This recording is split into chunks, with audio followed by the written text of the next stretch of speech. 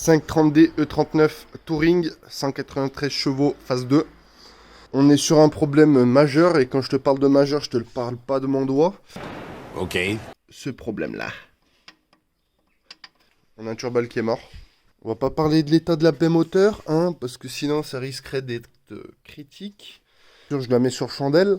On vérifie bien que ça soit stable, mais t'inquiète, avec les 1 tonne 745 à vide. David? David? C'est David. Sans liquide, sans rien. C'est déjà assez lourd, ça pose bien sur ces putains de chandelles. Oui, ah bon, ah bon, ah bon. Donc, bon point négatif, c'est celle-là, là. Ce petit patin-là, tu prends ton cric, tu le mets au milieu et tu peux mettre tes chandelles, mais tranquillement là-bas sur le côté. Chut. Franchement, c'est impeccable. J'ai commencé à démonter un petit peu le haut. Ça, je l'ai démonté, normalement, il n'y en a pas besoin. Hein. J'ai démonté un petit tas de durite qui accédait au turbo, tout ce qui était par ici, là, toute la plage. Bref, donc là, tu te demandes pourquoi c'est tant bordel que ça. Vis de vidange. Hein. J'ai vissé au lieu de dévisser. Hein. La bonne nouvelle, c'est que j'ai réussi à enlever le reste du pas de vis qui était encore dans le carter d'huile. Putain de lumière, elle me casse les couilles. Oh, faut que je me déplace toutes les 30 secondes pour aller la chercher, cette lumière de merde. Et ensuite, il va falloir accéder au turbo par ici, qui se situe ici. J'ai pu voir sur internet qu'il fallait bien évidemment enlever la ligne d'échappement qui se situe ici, qui est vissée juste là. Donc il va falloir enlever là-bas, vers les deux petits colliers. Ici également. On va s'amuser, ça va être très drôle. C'est parti.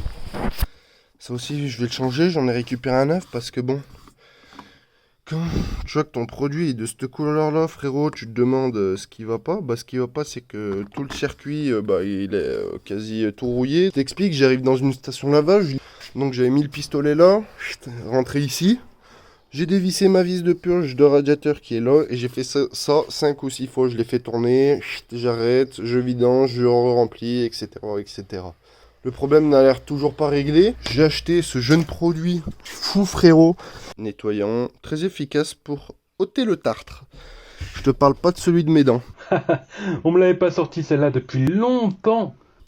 On est sur un 530 DE39 Touring, full option bien sûr, radar de recul avant-arrière, siège chauffant, petit poste alpine bien dégueulasse, poussiéreux, etc. Trappe à ski, rétro chauffant, rabattable. Quand tu passes la marche arrière, bon lui il le fait plus parce qu'on me l'a éclaté, donc bon, celui de droite il baisse la vitre pour que tu puisses regarder tes jantes pour pas les rayer. Maintenant on va s'attaquer à du un peu plus concret, c'est parti. Alors là, je vais pas te mentir, c'est complètement l'extase quand t'es tout seul. Il te faut une douille, il faut à chaque fois ressortir de la putain de voiture pour aller chercher des douilles quand même. C'est incroyable. Donc, bien mettre du WD-40 dans cette connerie, parce que comme tu peux le voir, c'est ultra rouillé, tu vois ce que je veux dire. C'est cool pour mon dos, ça. Il y a encore d'autres vis qui sont ici, derrière, bien évidemment. Hop là, t'inquiète, on connaît. C'est la technique... T'en mets en haut, ça coule dessus. Première étape, dévisser ici les deux colliers. Donc une vis de chaque côté sur les colliers, tac tac. Pour que celle-ci, en fait, elle puisse reculer. Et qu'au moment, ici, quand c'est déboîté, je puisse dévisser. Je vais le trouver. Que je puisse dévisser cette vis et cette vis. Ici, je mets du WD-40 de partout. Comme ça, il n'y a aucun souci. J'espère que ça va pas péter. Parce que sinon, ça va me foutre dans la merde. On est sur une douille de 13. Bien sûr qu'il ne va pas passer. Il nous faudra une clé plate pour faire contre-écoup. Donc là, je vais prendre une clé de 13. Et je vais dévisser par ici, je suppose. Ok. Oh, le bordel. Ok, il n'y a pas besoin de contre-écrou apparemment. Ok, il y a besoin d'un contre-écrou. Enfin, de caler le contre-écrou. Ah, je ressors de la voiture pour trouver une putain de petite 13. Fais demi-tour après avoir allumé la lumière. Me reglisse sous la voiture. Bon, au final, en face, c'est clé de 12. Le meilleur si tu peux, mais là on n'y accède pas, c'est clé de 13 à cliquet. Et c'est parti, on démonte le délire. Du dévissage encore et encore. Ah, j'ai mal au bras. Ah, putain de merde. 12 d'un côté, aïe, 13 de l'autre. Hein. Suis-je en train de foirer le pas de vis? Oui. Oui, peut-être. Un pur régal. Là, franchement, je me régale. J'adore. Moi, ce que j'adore, c'est la mécanique. Là, franchement, je crois que j'aurais pas trouvé meilleure vis à démonter, quoi. 30 secondes de repos. Ah oui, ah oui, bah oui. Ah oui, ah bah oui. Et ah oui. Ah oui. Ah oui. Ah oui, le cliquet, il passe. Ah oui, oui, oui, oui, oui. Bouge pas ma couille. Je te demande pardon? Ah, quand ça se dévisse à la main, oh oui. Oh yes, tout court.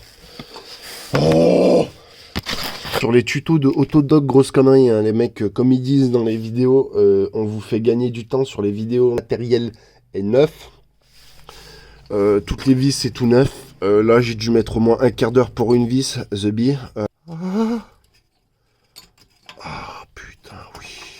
Il reste encore une, et après, il en reste encore deux pour de l'autre côté. C'est génial, je vais me régaler. Oh, attends. Non mais c'est un film, je vous jure c'est un film, non mais wesh, j'ai jamais vu ça. J'ai jamais vu ça. J'ai jamais vu ça.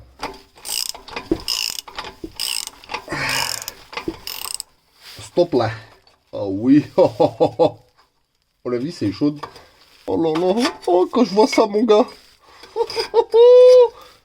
Oh non, si je tire un peu. Eh ben il se passe rien là contre sa tente. Je tiens le bon bout. Oh oui, ça c'est agréable. Ça sort du trou là. Oh putain oui, enfin. Donc, j'ai réussi à démanchonner tout ce bordel. Donc tu prends d'un côté, tu prends de l'autre, tu tires. C'est des coupes qui sont assez souples. Tu vois. La prochaine étape mon chef. Que je dois dévisser, c'est deux vis. Une et deux là-bas. Et après on voit ce qui se passe. Bon, je passe ici, douille de 15, j'en ai pas, c'est moi la douille, du coup je prends clé plate, ça se dévisse bien, c'est pas rouillé. Ah ouais, faut que j'aille regarde si j'ai pas une douille de 15 en vrai, c'est pas possible de le faire comme ça.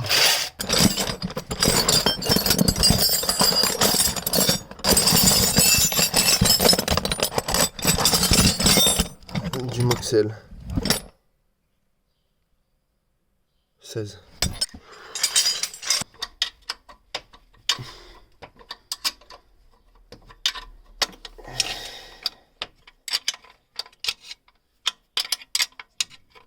Ça peut se dévisser à la main là. Putain non, toujours pas. A few moments later.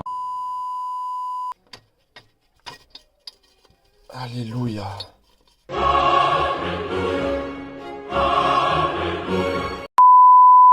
Oh putain, je l'ai eu enfin celle-là. Là, on voit bien que c'est désemmanché.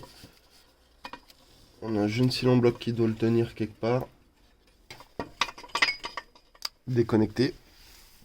Et là, on a ce silon bloc qui vient de tenir. Il faut démonter ça pour que celle-ci elle soit libre et qu'on puisse l'enlever. Ce petit cil en bloc, je ne vais pas l'enlever. On continue. J'ai prévu une petite boîte ici.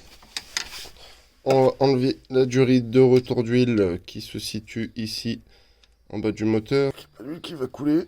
J'ai fait la vidange, du coup, ça devrait pas couler. Et ça m'a coulé dessus un petit peu. Bon, elle, je vais la laisser comme ça. Il nous reste la petite wastegate. Je vais enlever la durite de dépression. Hop là, qui sera à contrôler également. On sait jamais. Et là, on va passer sur le haut. Une fois que vous avez démonté votre filtre à air, ici, on a 3 petits capuchons qui s'enlèvent facilement, normalement. Donc, c'est des petits capuchons en plastique. Hop là. Ensuite, on a une sorte de petit système de clips. Vite être réglé l'histoire. Hop là, tu vois, je prends par ici. Je baisse le bordel. Je sais pas trop à quoi ça sert. T'essayes de le choper après comme tu peux. Tu l'enlèves, t'as le support des petits capuchons.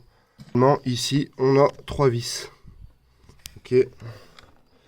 Donc, vu l'état des vis, je vais pas te mentir, je vais y bourrer en WD-40. Ça m'a l'air totalement rouillave.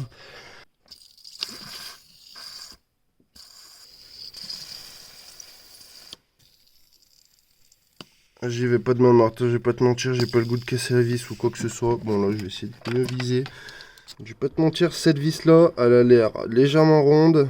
Rallonge, cliquet et douille, ça c'est pas du 6 pans, il me semble c'est du 12, je suis pas sûr. Regardez-moi, c'est une clé folle télescopique. Hop là, tu vois, t'as de la longueur si jamais.